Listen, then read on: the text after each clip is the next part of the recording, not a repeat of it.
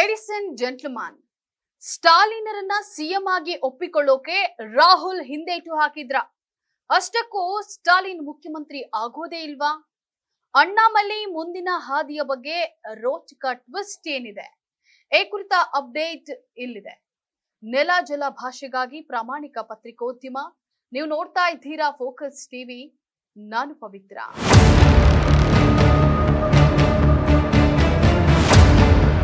ತಮಿಳುನಾಡು ವಿಧಾನಸಭಾ ಚುನಾವಣೆಗೆ ಕೆಲವೇ ದಿನಗಳು ಬಾಕಿ ಉಳಿದಿವೆ. ರಾಜಕೀಯ ಕಣ ರಂಗು ಪಡೆದುಕೊಂಡಿದ್ದು ಪಕ್ಷಗಳ ಆರೋಪ ಪ್ರತ್ಯಾರೋಪಗಳು ಜೋರಾಗಿದೆ. ಡಿಎಂಕೆ ಕಾಂಗ್ರೆಸ್ ಮೈತ್ರಿಕೂಟದ ವಿರುದ್ಧ ಬಿಜೆಪಿ ನಾಯಕ ಕೆ ಅಣ್ಣಾಮಲೈ ತೀವ್ರ ವಾಗ್ದಾಳಿಯನ್ನು ನಡೆಸಿದ್ದಾರೆ. ರಾಹುಲ್ ಗಾಂಧಿ ಪ್ರಚಾರದ ವೇಳೆ ಎಂಕೆ ಸ್ಟಾಲಿನ್ ಹೆಸರನ್ನ ಉಲ್ಲೇಖಿಸಿಲ್ಲ ಮತ್ತು ಅವರ ಪರವಾಗಿ ಪ್ರಚಾರವನ್ನ ಮಾಡಿಲ್ಲ ಅಂತ ಹೇಳಿ ಆರೋಪಿಸಿದ್ದಾರೆ.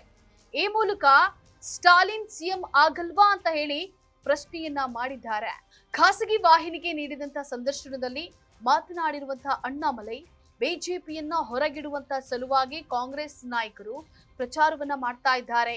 ಕಳೆದ ಕೆಲವು ವಾರಗಳಲ್ಲಿ ಇಂಡಿಯಾ ಬ್ಲಾಕ್ನ ಯಾವುದೇ ನಾಯಕರು ಸ್ಟಾಲಿನರನ್ನ ಮುಖ್ಯಮಂತ್ರಿಯಾಗಿ ಅನುಮೋದಿಸಿಲ್ಲ. ತಮಿಳುನಾಡಿನಾದ್ಯಂತ ಎನ್ಡಿಎ ಪರವಾದ ಅಲೆ ಕಾಣಿಸ್ತಾ ಇದ್ದು, ಮುಂಬರುವಂತ ಚುನಾವಣೆಯಲ್ಲಿ ಜನರು ಬದಲಾವಣೆಗೆ ಮತ ಹಾಕ್ತಾರೆ ಮತ್ತು ಬಿಜೆಪಿಯನ್ನ ಬೆಂಬಲಿಸ್ತಾರೆ ಅಂತ ಹೇಳಿ ಅಣ್ಣಾಮಲೈ ವಿಶ್ವಾಸವನ್ನ ವ್ಯಕ್ತಪಡಿಸಿದ್ದಾರೆ.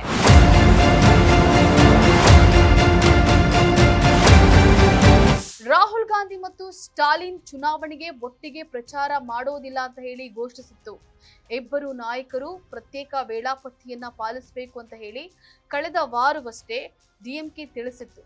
ಡಿಎಂಕೆ ನೇತೃತ್ವದ ಎಸ್ಪಿಎ ಭಾಗವಾಗಿ ಕಾಂಗ್ರೆಸ್ ಪಕ್ಷವು 28 ಸ್ಥಾನಗಳಲ್ಲಿ ಸ್ಪರ್ಧಿಸ್ತಾ ಇದೆ.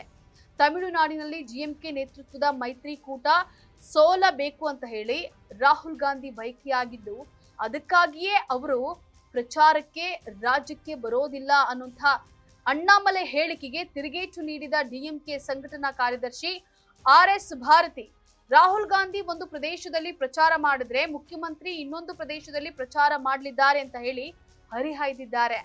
ಸ್ಟಾಲಿನ್ ಮತ್ತು ರಾಹುಲ್ ಗಾಂಧಿ ಇಬ್ಬರು ಪೂರ್ವಭಾವಿ ಪ್ರಯಾಣದ ಪ್ಲಾನ್ ಅನ್ನ ಹೊಂದಿದ್ರು.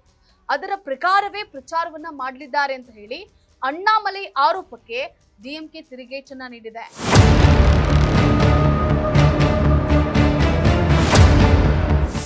ಮತದಾನಕ್ಕೆ ಕೆಲವೇ ದಿನಗಳು ಬಾಕಿ ಉಳಿದಿದ್ದು ತಮಿಳುನಾಡಿನ ರಾಜಕಾರಣ ರಣರೋಚಕ ತಿರುವನ್ನ ಪಡೆದುಕೊಳ್ತಾ ಇದೆ. ಇದಾಗಿತ್ತು ಈ ಹೊತ್ತಿನ ನ್ಯೂಸ್ ಅಪ್ಡೇಟ್ಸ್. ನೆಲ ಜಲ ಭಾಷೆಗಾಗಿ ನೋಡ್ತಾ ಇರಿ ಫೋಕಸ್ ಟಿವಿ.